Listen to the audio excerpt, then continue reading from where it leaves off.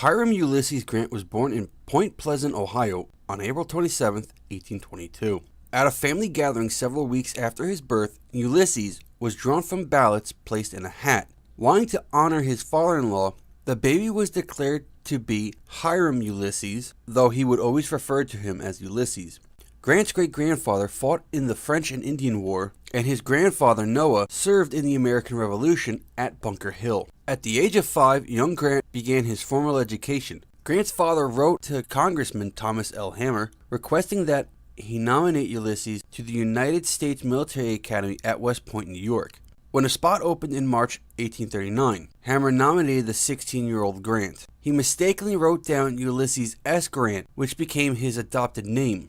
Grant entered the academy on July 1, 1839 as a cadet and trained there for 4 years. Grant developed a reputation as an expert horseman and set a high jump record that stood for almost 25 years. Grant graduated on July 1, 1839, ranked 21st in a class of 39, and was promoted to the rank brevet second lieutenant. Despite his excellent horsemanship, he was not assigned to the cavalry, but to the 4th Infantry Regiment. He served as regimental quartermaster, managing supplies and equipment. Grant's first assignment took him to Jefferson Barracks near St. Louis, Missouri. 4 years later, on August 22, 1848, Grant was married to Julia Dent. They had 4 children: Frederick, Ulysses Jr., Ellen, and Jesse. After rising tensions with Mexico following the United States annexation of Texas, war broke out in 1846. Before the war, then-President John Tyler had ordered Grant's unit to Louisiana as part of the Army of Observation under Major General Zachary Taylor. In September 1846, President James K. Polk, unable to provoke Mexico into war at Corpus Christi, Texas, ordered Major General Taylor to march 150 miles south to the Rio Grande. Marching south to Fort Texas to prevent a Mexican siege, Grant experienced combat for the first time on May 8, 1846, at the Battle of Palo Alto.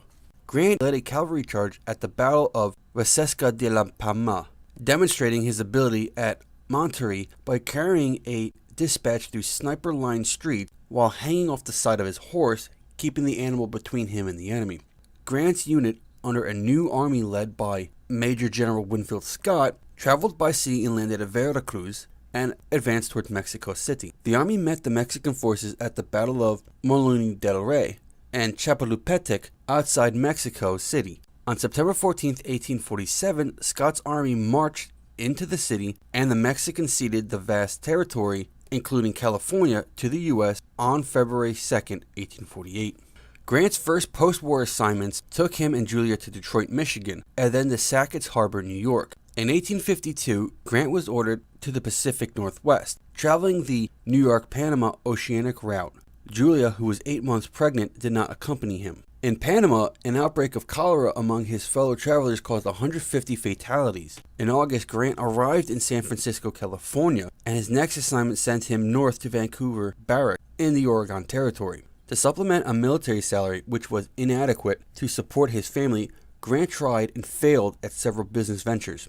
Promoted to captain on August 5, 1853, Grant was assigned to command Company F, 4th Infantry, at the newly constructed Fort Humboldt in California. He arrived at the fort on January 5, 1854. Grant reassigned effective July 31, 1854, without explanation. With no means of support, Grant returned to St. Louis, Missouri, and reunited with his family, uncertain about his future. In 1855, Grant farmed on his brother-in-law's property near St. Louis, using slaves owned by Julia's father. The farm was not successful, and to earn money he sold firewood on St. Louis street corners. In 1858, Grant moved his family to Julia's father's 850-acre Whitehaven estate. On April 12, 1861, the American Civil War began as Confederate troops attacked Fort Sumter in Charleston, South Carolina. 2 days after the attack, President Lincoln called for 75,000 volunteers. Grant quickly raised and recruited a company of volunteers and was given its captaincy. Grant was promoted to colonel on June 14th and charged with disciplining the unruly 21st Illinois Volunteer Infantry Regiment. Transferred to northern Missouri, Grant was promoted to brigadier general. Major General John C. Fremont assigned Grant command of troops near the Mississippi River at Cairo, Illinois, at the end of August. After the Confederates moved into western Kentucky, Grant, under Fremont's authority, advanced to Paducah, Kentucky, taking it without a fight. Having understood the importance to Lincoln in keeping Kentucky in the Union, Grant assured its citizens, "I have come among you not as your enemy, but as your friend." On November 1st, 1861, Fremont ordered Grant to embark south with his troops from Cairo to attack Confederate soldiers encamped in Belmont, Missouri. Grant, along with Brigadier General John A. McClelland, landed 2,500 men at Hunter's Point, 2 miles north of the Confederates outside Belmont. All Grant's men could do was disrupt the Confederates and fight their way back to the Union boats and escape back to Cairo under Confederate fire from the heavily fortified Confederate stronghold at Columbus, Kentucky. Grant then ordered an immediate assault on nearby Fort Donelson. After a day of battle, the Confederate commander struck a white flag. Grant had won his first major victory for the Union, capturing Floyd's entire rebel army of more than 12,000. Lincoln promoted Grant to Major General of Volunteers. Grant joined the Army of the Tennessee. Upon Grant's arrival, Brigadier General William Tecumseh Sherman assured him that his Green troops were ready for an attack. Grant's army now numbered about 45,000 troops. Grant began to make preparations for an attack on the Confederate army of roughly equal strength at Corinth, Mississippi. Grant's troops were taken by surprise when the Confederates, led by General Albert Sidney Johnston and P.G.T. Beauregard, struck first on the morning of April 6, 1862, attacking 5 divisions of Grant's army, and at day's end, the Confederates captured 1 Union division. Grant, bolstered by 18,000 fresh troops, counterattacked at dawn the next day. Grant regained the field, forcing the rebels to retreat back to Corinth. In November, Grant ordered units under his command to incorporate contraband slaves into the Union war effort. After Grant's army captured Holly Springs, Grant planned to attack Vicksburg's front overland while Sherman would attack the fortress from the rear of the Mississippi River. Grant's army captured Jackson, the state capital. Vicksburg surrendered on July 4, 1863. Lincoln promoted Grant to Major General in the regular army and subsequently assigned him to command the newly formed Division of the Mississippi on October 16, 1863. On March 2, 1864, Lincoln promoted Grant to Lieutenant General, giving him command of all Union armies, answering only to the President. Grant crossed the Rapidan River on May 4th, attacking Lee at the Battle of the Wilderness. Grant flanked Lee's army to the southeast. Lee's army got to Spotsylvania, and a costly battle ensued, lasting 13 days. Unable to break Lee's lines, Grant again flanked the rebels to the southeast, meeting at North Anna.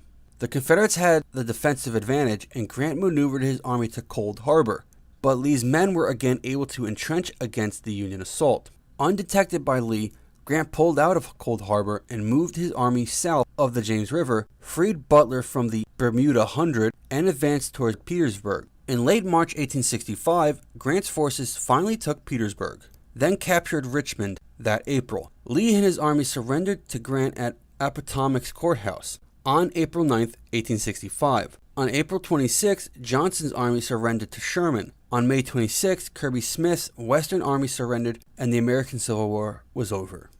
On April 14th, 5 days after Grant's victory at Appomattox, he attended a cabinet meeting in Washington. Lincoln invited him and his wife to Ford's Theater, but they declined as they had plans to travel to Philadelphia, Pennsylvania. In a conspiracy that targeted several government leaders, Lincoln was fatally shot by John Wilkes Booth at the theater and died the next morning. Many, including Grant himself, thought that he had been a target in the plot.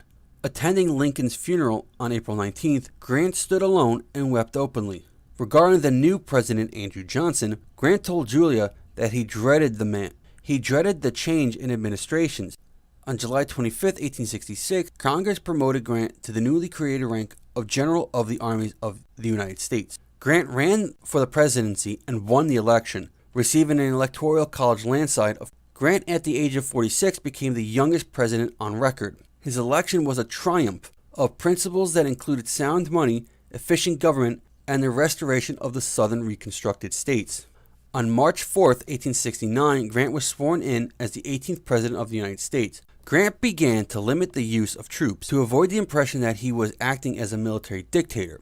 During the Great Sioux War, Grant came into conflict with Colonel George Armstrong Custer after Custer testified in 1876 about corruption in the War Department. Grant ordered Custer arrested for breach of military protocol and barred him from leading an upcoming campaign against the Sioux. Grant later relented and let Custer fight under Brigadier General Alfred Terry. Sioux warriors led by Crazy Horse killed Custer at the Battle of Little Bighorn, the Army's most famous defeat in the Indian Wars.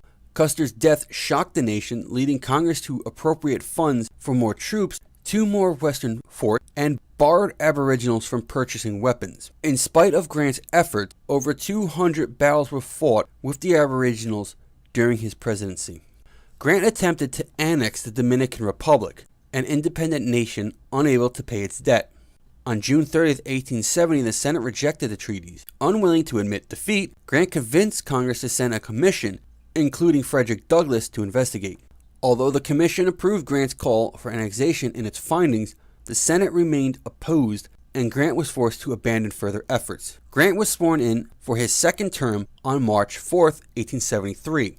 Grant continued to work for a stronger dollar, signing into law the Coinage Act of 1873, which effectively ended the legal basis of bimetallism, establishing the gold standard for practice. The Coinage Act discontinued the standard silver dollar and established the gold dollar as the sole monetary standard. The result was deflation. After leaving the White House, Grant and his family stayed in New York for 2 months before setting out on a world tour. On May 16th, Grant and Julia left for England aboard the SS Indiana. Their first stop was Liverpool in May, where enormous crowds greeted the ex-president and his entourage. The Grants dined with Queen Victoria at Windsor Castle, and Grant gave several speeches in London. After a tour on the continent, the Grants visited Scotland. Grant and Julia journeyed to Paris, France. Next, they departed for Italy, visiting Naples, Pompeii, and Mount Vesuvius. The Grants spent Christmas 1877 aboard USS Vandalia, a warship docked in Palermo, Italy. After cruising the Mediterranean, the Grants spent winter in Egypt and the Holy Land. They were in Constantinople on March 3, 1878. Next followed a visit to Greece before they met with Pope Leo XIII at the Vatican. In 1878, they visited the Netherlands before moving on to Germany, where Grant discussed military matters with Chancellor Otto von Bismarck, telling him that in the final stages of the American Civil War, the Union Army fought to preserve the nation and to destroy slavery. In Russia, Tsar Alexander II asked Grant about the future of the Plains Indians. After touring Spain, the Grants returned to England. From England, the Grants left by private ship, sailing into the Mediterranean and on through the Suez Canal to India. After India, they toured Burma, Siam, Singapore, and Cochin, China. Leaving Hong Kong, the Grants visited Canton, Shanghai, and Peking, China. Grant agreed to serve as a mediator in China's dispute with Japan over the Ryukyu Islands. After crossing over to Japan on the USS Richmond and meeting the Emperor, Grant kept his word, tried to convince Japan to make peace with China. Japan, having the superior military, annexed the disputed islands a few weeks after Grant left the country. Homesick, the Grants left Japan, sailing on the city of Tokyo, escorted by a Japanese man-of-war, crossed the Pacific and landed in San Francisco, California on September 1879, greeted by cheering crowds. After a visit to Yosemite Valley, they returned at last to Philadelphia. On December 16, 1879, their 2-year and 7-month voyage around the world captured the popular imagination. The Republican nomination for 1880 was wide open, and many Republicans thought that Grant was the man for the job. Grant said nothing publicly, but he wanted the job. Grant gave speeches for Garfield, and Garfield won the election. On July 2, 1881, Garfield was shot by an assassin and died on September 19th. On learning of Garfield's death from a reporter, Grant wept bitterly. Robert Underwood Johnson suggested that Grant write a book of memoirs as William Tecumseh Sherman and others had done. In the summer of 1884, Grant complained of a sore throat but put off seeing a doctor until late October when he learned it was cancer. Grant chose not to reveal the seriousness of his condition to his wife, who soon found out from Grant's doctor. Before being diagnosed, Grant was invited to a Methodist service for Civil War veterans in Ocean Grove, New Jersey on August 4, 1884. Receiving a standing ovation from more than 10,000 veterans and others. Despite his illness, Grant worked diligently on his memoirs at his home in New York City. Because of the summer heat and the humidity, his doctors recommend that he move upstate to a cottage at the top of Mount McGregor. Century Magazine offered Grant a book contract with a 10% royalty, but Grant accepted a better offer from his friend Mark Twain, who proposed a 75% royalty. The personal memoirs of Ulysses S. Grant was a critical and commercial success. After a year-long struggle with cancer, surrounded by his family, Grant died at 8 o'clock in the morning in the Mount McGregor cottage on July 23, 1885, at the age of 63.